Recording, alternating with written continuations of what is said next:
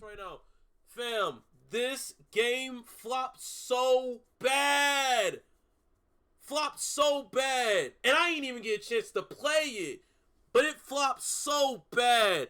The day before developers shut down, bro. Let's talk about it, bro. The Day Before recently launched on PC via Steam Early Access. If you followed its long-running saga, it's a cathartic moment. Finally, this game, which looked so good at the start and suffered so many delays and an unfortunate trademark dispute, is out. Developer Fantastic had also committed to long-term patches and support, using community feedback to help build the game everyone wanted. And it's about 5 days later. The Day Before has an overwhelmingly negative rating on Steam.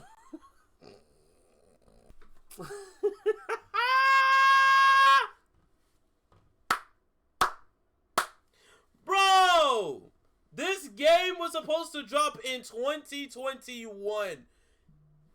Y'all dragged this game so bad to the ground. Y'all dragged this game so heavy. Y'all delayed this game so bad. Fam, chat, I don't know which one is worse. I don't know which one's worse. The Day Before or Cyberpunk. I don't know which one is worse. Shoot, I thought 2K was gonna be bad, but god damn, this was even worse. Steam Fantastic announced it's shutting down and the game's future is unknown. You would think 2023 would close out without a major controversy, and lo and behold, you would be wrong. If ever there was a time to ask, what the hell happened, it would be now. According to Fantastic's statement, The Day Before has failed financially, and it lacks the funds to continue development. The income received thus far will be used to pay off debts to its partners. We invested all our efforts, resources, and man-hours into the development of The Day Before, which was our first huge game. We really wanted to release new patches to reveal the full potential of the game, but unfortunately, we don't have the funding to continue the work. And that right there, it says it all. That piece of a statement right there, that piece right there is why. That piece right there. They don't have the coin to continue it. Crazy.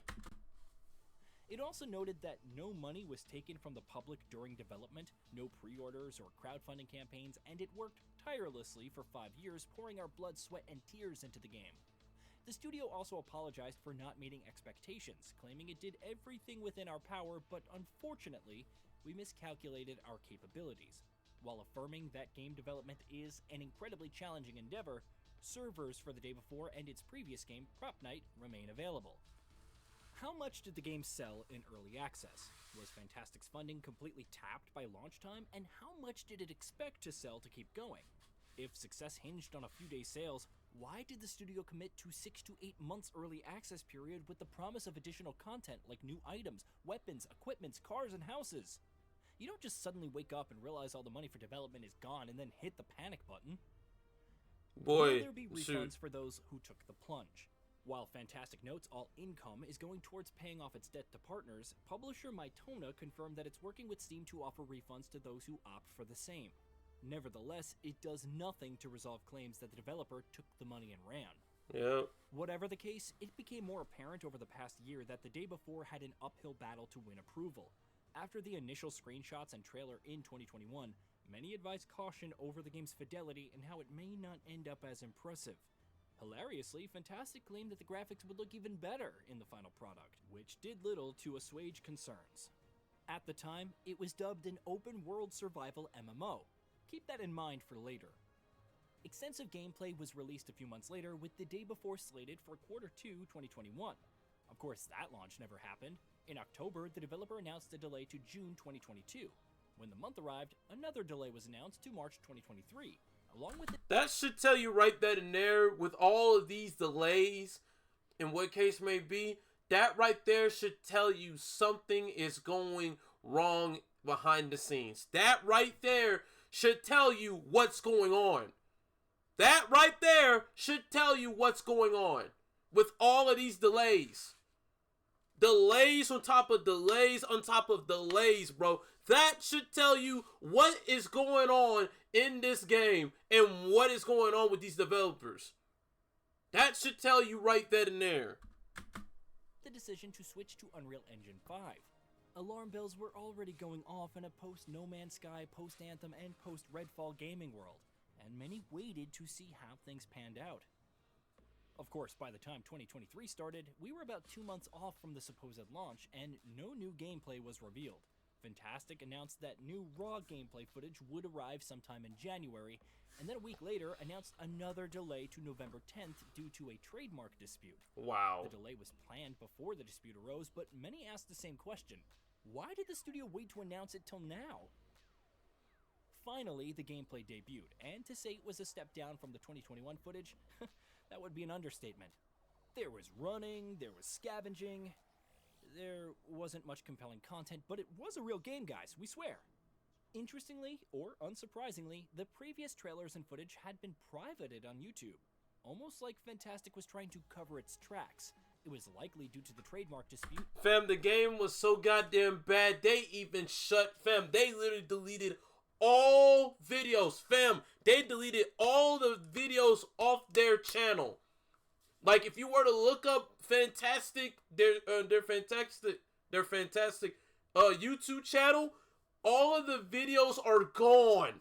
All of them are gone. Zilts, Zada, none.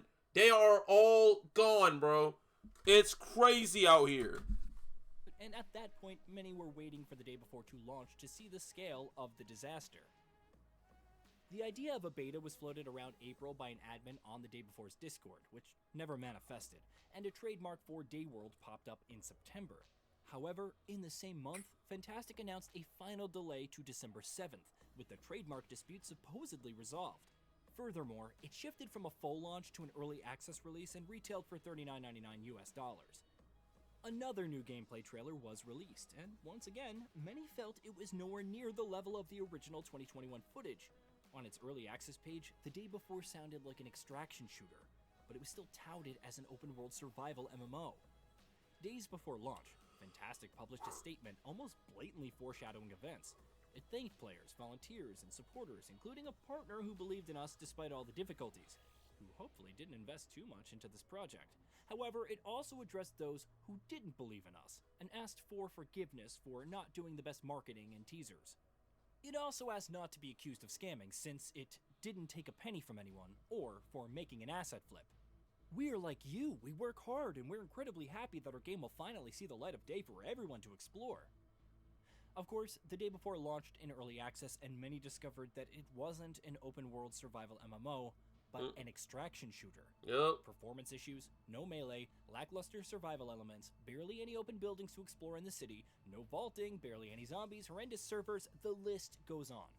Of the 19,800 And that's a nasty list. Only 17% are positive. And now, we're here.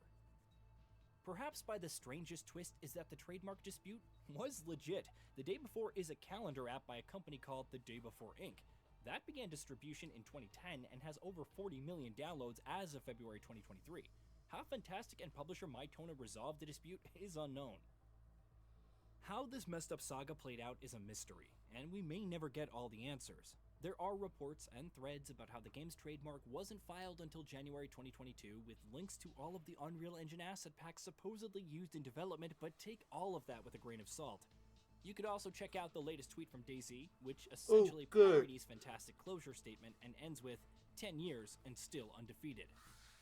Some have pointed out that the Wild 8, Fantastic's first game, now lists 8 points as the developer.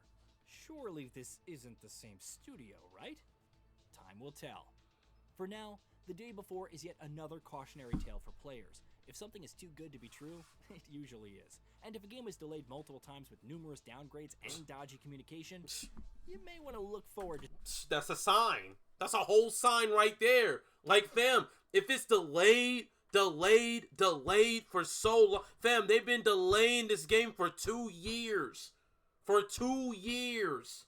Fam, something should tell you right that in there. Something is going wrong behind the scenes, because you should not be delayed that much. You really shouldn't. you probably will delay it. Probably like, it's a minor. It's a very minor of a delay. Maybe like 2, maybe 3 months. You know what I'm saying? Just a few. Like I said, we're used to seeing delays happen. Delays happens all the time. But delays like these, no. For 2 years, no. That should tell you right then and there, bro. Just something else. Hey, did you know that we at Gaming Bolt upload new videos every day? Like, come on now.